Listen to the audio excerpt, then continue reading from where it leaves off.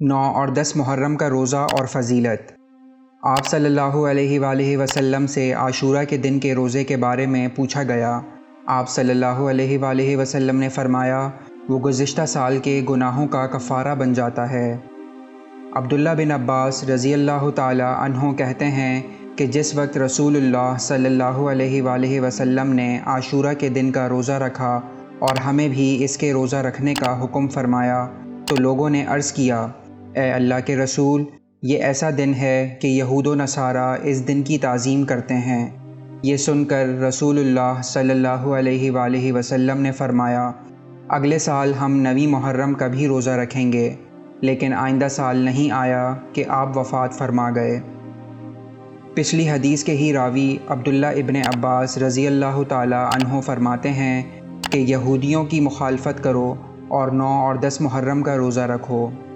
اللہ تعالیٰ سے دعا ہے کہ اللہ تعالیٰ ہمیں بھی دین پر صحیح معنوں پر چلنے کی توفیق عطا فرمائے۔ آمین۔